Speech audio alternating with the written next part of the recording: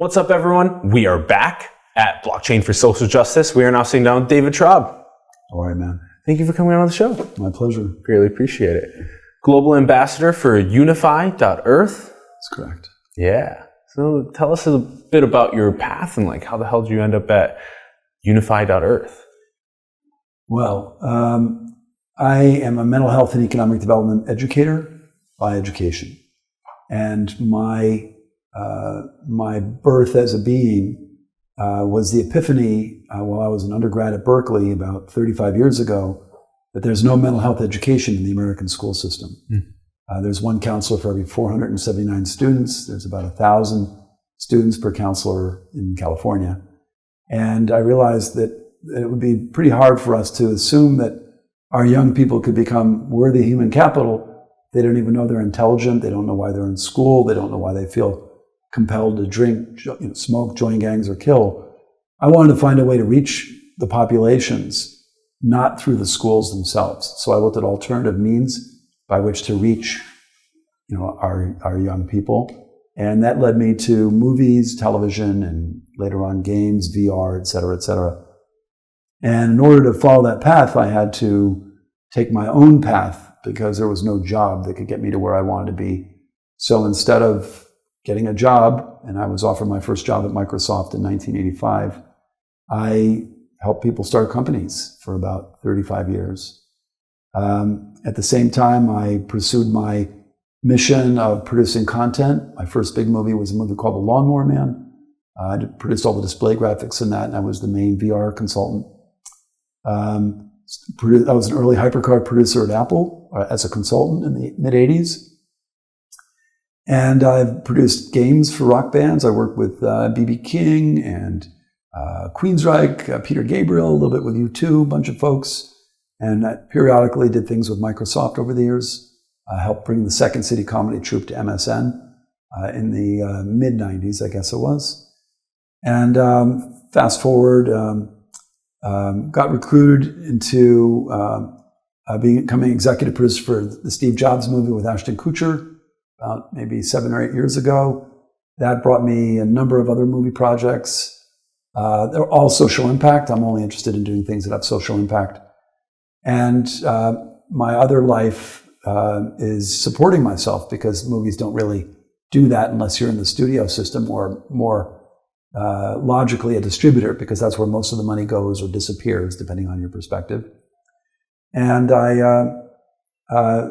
have continued to help people start companies over the years. I was working over the last year and a half also with 2 UN foundations, UN-facing foundations.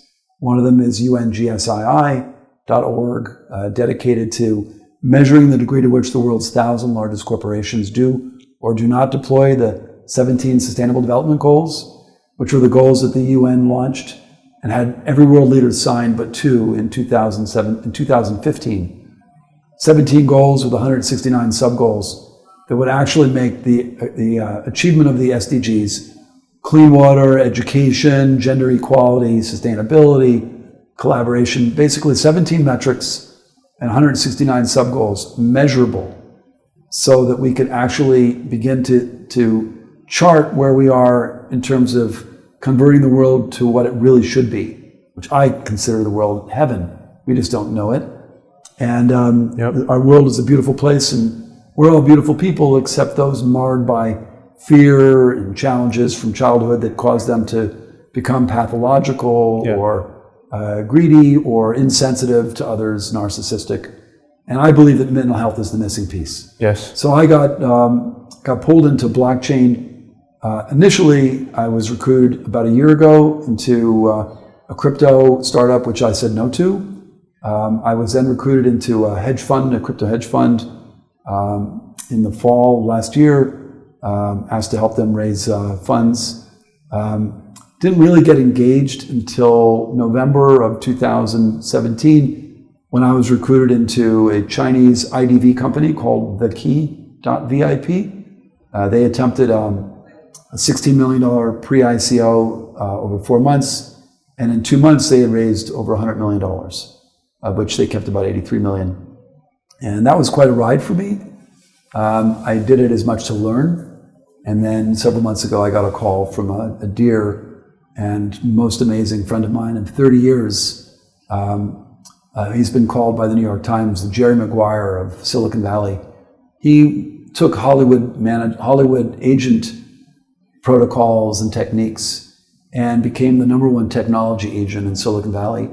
Had between 700 and 800 of the top computer scientists in the business, and his people did little projects like Mac OS, Microsoft Word, Acrobat, E-Trade, Amazon, AWS, about 900 of them, I think. He retired, did pretty well for himself about 10 years ago, came back this last summer, wanting to do something really big for the world, but doing something that was within the purview of his skill sets, his resources, and mostly his commitment to good. He's a hippie from the 60s, one of the founders of the organic food movement. And that was blockchain. Who is this? His name is Bo Rinaldi. Bo Rinaldi.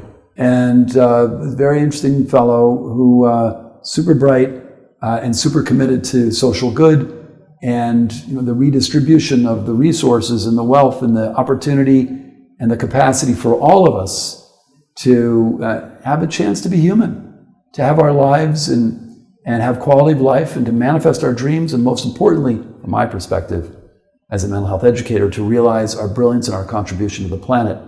Blockchain is an amazing palette when it comes to visualizing where humanity can go, because it has contracts that define all the transactions, that define all the exchanges, all the data transmission. And when you have contracts versus people mediating resources, wealth, et cetera, you can begin to gain trust in interactions and transactions and people, and gain trust that you will be compensated for your IP or your value, et cetera, and the decentralized aspect, the immutability of it. Immutability, you can't change a contract from the past, you can always change it going forward. The immutability, the security, although security is not actually a hallmark of blockchain today, but it will be increasingly so. There are so many hacks of the blockchain right now that never get announced. I had two friends, one friend and one friend that have revealed major hacks to themselves in the last week alone. That never gets reported. Most of the code for blockchain, from what I understand and from those that I trust, tends to be somewhat undocumented. Some people call it spaghetti. And it was, I think, put together by people that are opportunistic, wanted to find a way to ride the Bitcoin wave through these other blockchains that were growing. But this is just the early days. Bitcoin. All right. Let's go back, because I think we can even come to more about blockchain as we talk about Unify.Earth. But maybe before we get there, we have to go all the way back to mental health. I was born a rich white child in Connecticut. And no, that's from Steve Martin, the Jerk. I just get it backwards. This is really important. You came in joking around. Like, I loved your energy. You have really funny jokes and puns, and it's just good vibes. You make people laugh. Nice. I love that. Nice. So there were two things that you mentioned at the beginning that we have to unpack before we get to blockchain. Your life trajectory has been very interesting, and so let's unpack that.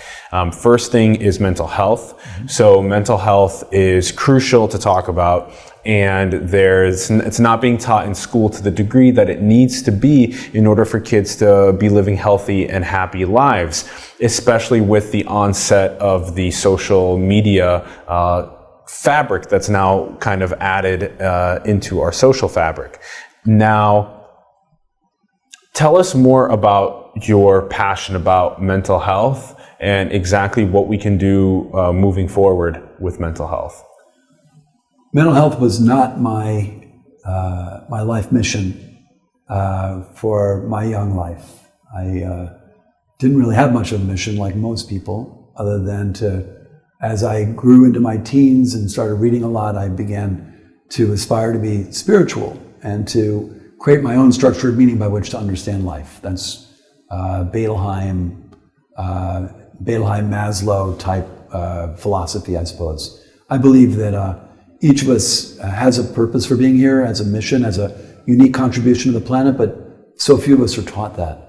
I was lucky enough to get into Berkeley and meet a professor who liked me and invited me into her office one day, and she asked me a question, which all of you reading this or listening to this video should ask yourself, which is, if you have $1 million in the bank and you could do anything, what would you do? I told her I would make movies, because I made a movie when I was 15 in high school, and I liked that.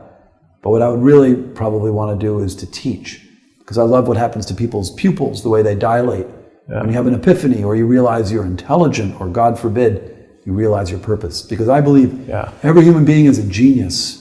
It's just that most of us will never know it, and therefore never manifest it, because society doesn't teach us that. And she looked at me and said, if you don't do both those things, you don't have integrity. So I took a degree in rhetoric, which is the technology of language, and a degree in film, which was the chosen language. Combined the two, studied the Soviet propagandist filmmakers that wove together the Soviet Union from 150 tribes and from 15 countries into a single culture by virtue of the power of their new form of narrative's capacity to trick the brain into believing what you're seeing is real, and therefore to process it as if it were nature. Kind of reminds me about the Edward Bernays a little bit, right? Which of his work are you talking about? You're talking about the various movies, or you're talking about his style of filmmaking? What are you talking about? Yeah. And the manipulation of the using psychoanalysis to get to people. His ability to replicate realities that cause what's called a suspension of disbelief is very powerful. And so you studied Soviet propaganda, and then you were told that you had to withhold your integrity of going into teaching in film. And I'm really happy that happened. No, you didn't. That's not correct. Okay. I studied the Soviet propagandist filmmakers, wrote a manual called A Prescription to an Educational Cinema for American high school teachers and K through 12 teachers to produce far more compelling history videos, math videos, etc. Cool. Using Soviet propaganda techniques. So it's sort of the opposite. Interesting. Applying Soviet propaganda techniques for the good. For the good, yeah. And I got a very good grade on my thesis. It was my honors thesis at Berkeley, and I was told it was a failure. And I was confused by that. I didn't understand why they would give me a good grade and tell me I did it wrong. They said, well, you did very well in your film theory, your semiotics, etc. You didn't do it quite as well in the education part of your thesis, but education was not what they taught us. In fact, they said, we presume that you learn what you learned from a couple books in the library, which was true. So I said, what did I do wrong? And they said, well, there's 5 ways that people learn. Motor skills, verbal skills, higher thinking, symbolic learning, and what was then called attitudinal learning. Today it's called biopsychosocial literacy. Nobody ever calls it what it really is, which is mental health. And I realized at the moment that how could we possibly expect our young people, our human capital, to become deployable as valuable assets when kids don't even know they're smart. They're not even taught that they're intelligent. Nobody told you that when you're in school. Nobody knows why they're in school. They don't know why their parents fight or get divorced. They don't know or aren't there. They don't know why they feel compelled to drink, smoke, join gangs, or kill. So with that epiphany, I committed my life to delivering mental health and economic development education to youth populations of all ages. Awesome. And using movies, because we didn't have games then. This was in the early 80s. Yeah. And I realized quickly that nobody would finance my kind of games, or my kind of movies rather. So I had to learn how to raise money. I raised $500,000 for the Berlitz language videos, co-raised that, and I was recruited into a company that was doing something called multi-threaded bivariate operating systems, which I asked what that was, and they go, well, some people are calling it Windows. So I got pulled into technology and entrepreneurship because of that. And so I have always carried the torch of mental health education through all my activities in technology, entertainment, education. I went back and got a master's in education using virtual environments to model family therapy. That was in the late 80s. And that activity in the VR space got me a gig on a movie called The Lawnmower Man, which is the first VR movie. It's a Stephen King short story based on a Stephen King short story. And I was the main VR consultant, and I produced all the display graphics, all the graphics on the computers in the movie. That led me to EMI North America, where I wrote all their digital downloading strategy for the board. Then I started producing games for rock bands, and I've just had a very interesting, long life with mental health as the driving theme, but survival and later on, taking care of my family is a big part of that. And here I am. It's a very complex and beautiful 35 years that you've had of doing this different work, and especially with the theme of mental health being at the center of it. I really appreciated your example of taking these strengths in Russian propaganda and helping us with the educational system, the mental health educational system. And I'm happy that even through people telling you that this sucks, that it was great in these aspects and it sucked in this one, that you persevered and you stayed with it and you took what you could and rolled through. And the next thing that you mentioned after mental health that I thought it'd be important to unpack was the Sustainable Development Goals and your ties to the UN GSII. GSII. UN Sustainable Goals Institute. UN Sustainable. It's UN SGII. Sustainable Goals Index Institute. So now this is really important because you are measuring how well the top 1,000 companies in the world. Actually, ultimately everybody, but the founders, I'm not a founder, decided to, this was born when the SDGs were born in 2015, as a far more granular and ultimately measurable metric for measuring the degree to which the world does evolve itself along the 17 metrics, which are clean water, food, good education, gender equality. There's a list of them. But so a question would be, how the hell are you actually measuring how well the corporation does? Well, the UNGSII does it. UNGSII does it. They have about 100 or so analysts who read all the major newspapers.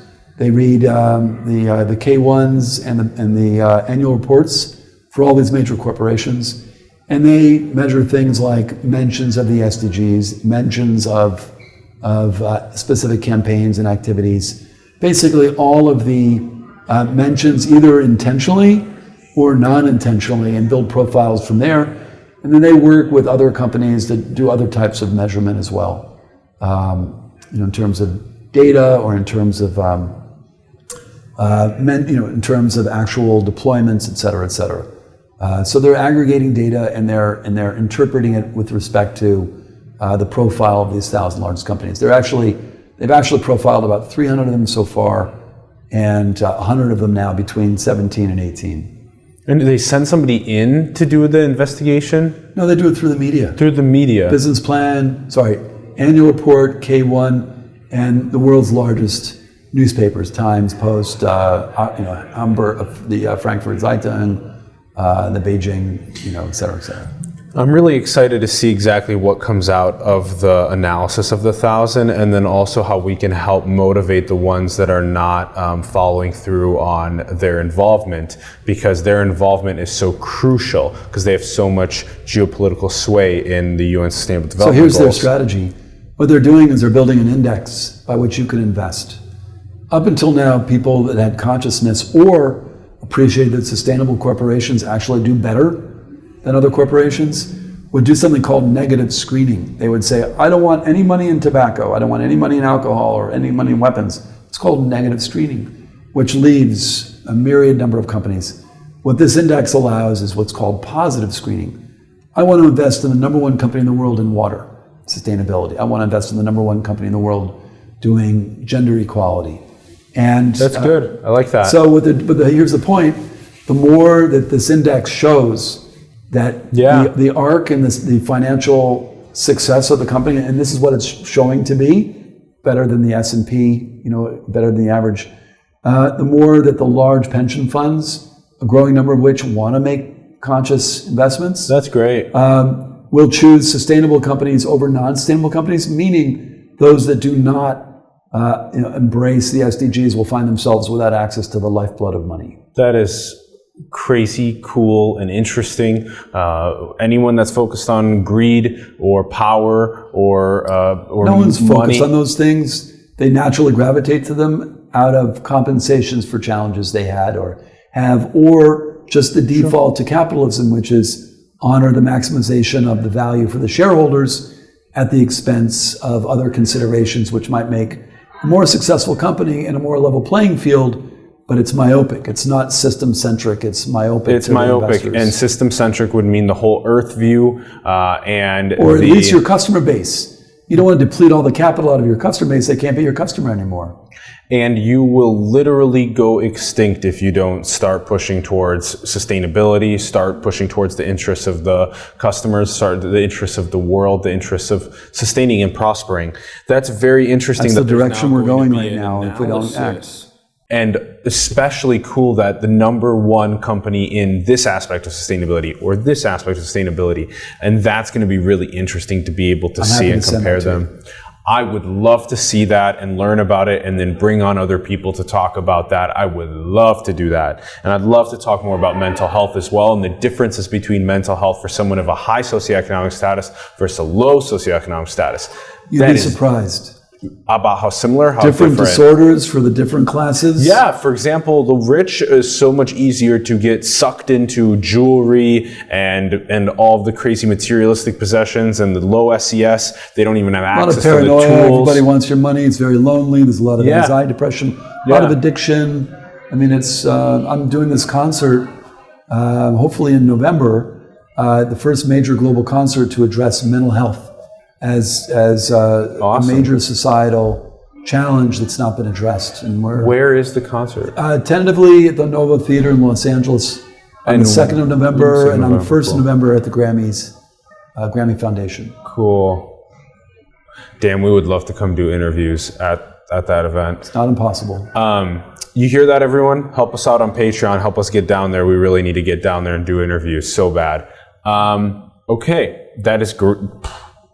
I'm really happy that you're doing that. Thank you.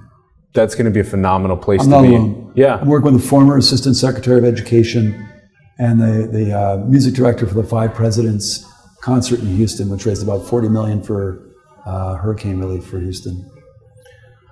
Yeah, I'm ready to push over some of the eggs in our baskets into the mental health basket. So nice. I want to. That's hot. 30% increase in teenage suicide in the last 12 months. 23 school shootings in the last 6 months. That's a mental health issue. Yeah. And I want to also push some eggs into the analysis of the 1,000 companies and how well they're doing with their SDGs.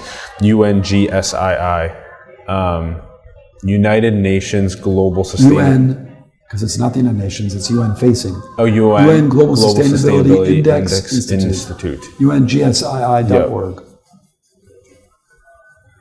Global Sustainability Index Initiative. Okay.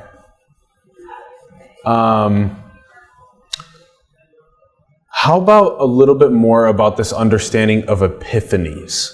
Yeah, we have time limited. Time limited, quick epiphany. Yeah. An epiphany is a life-changing insight.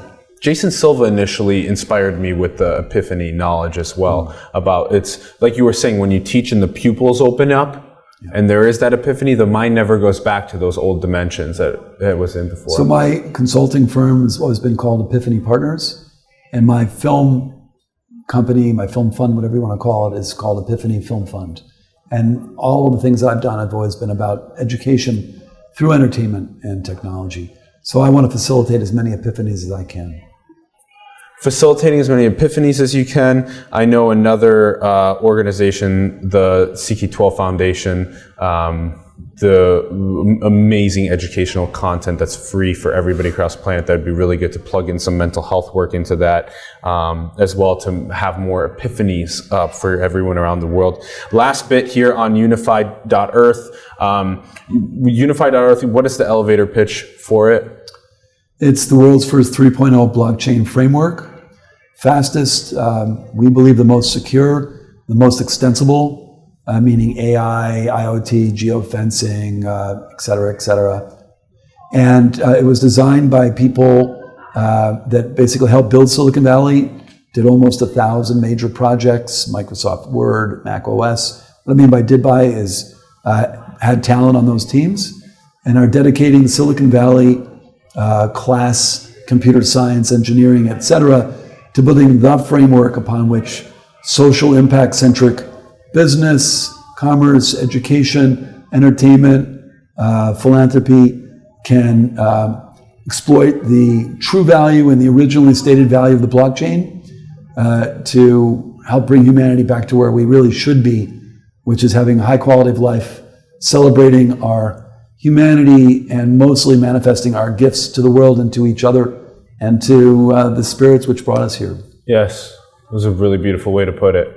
Maximizing human potential to its fullest in each individual and the collective. Now, why would I go ahead and build on top of your platform rather than implement the blockchain technologies within my organization? I know it costs probably more money to implement it within my organization than it would to just build on top of your infrastructure. Why would you work with us versus do it autonomously or do it aboard Ethereum or Neo or Dash or whatever? Because we have taken a look at all the major foundations, made over almost 1,000 engineering fixes, and literally applied Silicon Valley class programming, documentation, architecture, et cetera, to building the platform by which we can make a difference. So it's much easier to use. It's totally extensible. It's completely documented, and we're a platform upon which numerous types of crypto transactions, incentive programs, even ICOs can and will be manifest. We're launching our first exchange in the Bahamas on the 8th of the 8th month of the 18th year of this century in July. Cool. And we're values aligned, which is probably the most important thing. Congratulations. Thank you. Quick power round of questions. First question is, are you concerned about wealth inequality being exacerbated by exponential technology? Of course I am. It's going to go one of two ways. Either it's going to go the way it normally does, which is out of fear, the aggregation of wealth at the expense of, the ecology known as humanity, or there will be explicit redistribution of wealth in a very organic and natural way, by which people will be honored for the value and brilliance they have, and they will be given greater access to the kinds of education they need to operate in 21st and then 22nd century education economy. I have a 10-year-old, so I think about this a lot. Yeah. It really depends on who's behind the wheels when it comes to things like blockchain, AI, the big five. Yeah. Now, in terms of globalization, how do we balance the we are one mentality with geopolitical leadership? Well, geopolitical leadership typically reflects nation-state ideology or geopolitical harmonization for the UN. So it really depends on where you are. I believe that whereas Shanghai and Beijing used to be at war, New York and Boston used to be at war, the world was tribal, and you couldn't go more than a mile or two from your cave and face fear. I believe that slowly but surely over the last couple 100,000 years, humanity is becoming closer and closer, which is why there's such revolution in the area of constitutional expression and protection of rights, because we are coming together as a species. I'm a big fan of Star Trek. Yeah. I love the Federation that both honors individuals and cultural identity, and at the same time exploits the power of diversity when it comes to skills, intelligence, however you want to parse humanity. So I'm a big fan of us coming together, but not at the expense of freedom for anybody and everybody to realize their dreams and purpose. Do you think we're alone in the cosmos? Not at all. Okay, which cosmos you're talking about? There are many cosmos. If you're talking about alien life, is that what you're talking about? Our cosmos, our universe. Are we alone in our universe? In our universe. To me, it's mathematically incomprehensible that there aren't other planets out there that have the stuff to create the chemical reactions from which life happened. Now, did those other species manage to survive the very debacles that we are now experiencing as human beings, which we're closer to nuclear annihilation than we've ever been?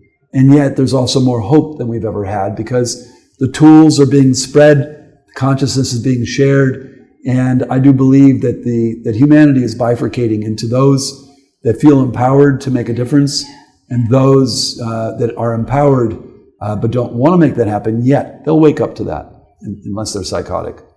And then, of course, there are the others that haven't woken up yet. And that's my job as an educator among numerous other educators. Likewise.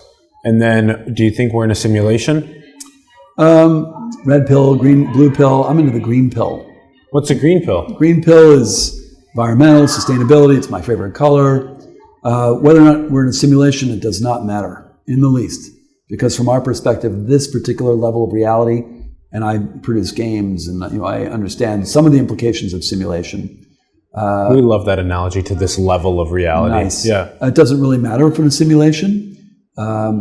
Certainly, our reality is nothing more than the aggregation of data inputs on our synapse, concretized into behavioral perspectives and patterns of recognition, which allow us to form identities and interface with other identities and hopefully formulate something called consciousness, which is awareness of our capacity and our place in the greater universe far beyond being a human.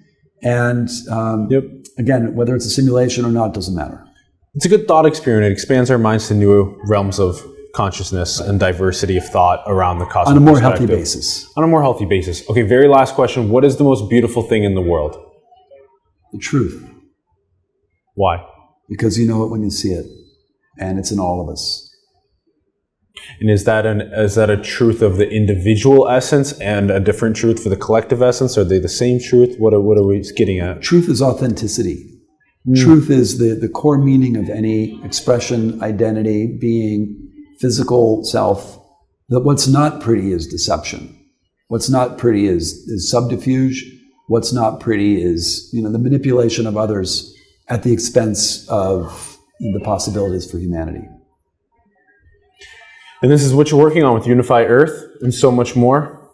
Sustainable development goals, mental health. Thank you very much for teaching us about all of this, David. I really hope to make really strong connections between our networks and what we're trying to execute and impact on the world. My pleasure, man. Thank you for coming on the show, everyone. If you had a good time, please give us a comment below with your thoughts. Also, subscribe and join us. Also, take the video content that you just watched. Don't just consume, but go create with it. Go and make a video about it. Go write about it. Tell 2 people about what you learned, and they'll tell 2 people, and let's keep spreading this message around. Also, join us on Patreon so we can continue coming to great places like this and highlighting really brilliant people. Thank you for joining us in the show, and we'll talk more soon. Bye.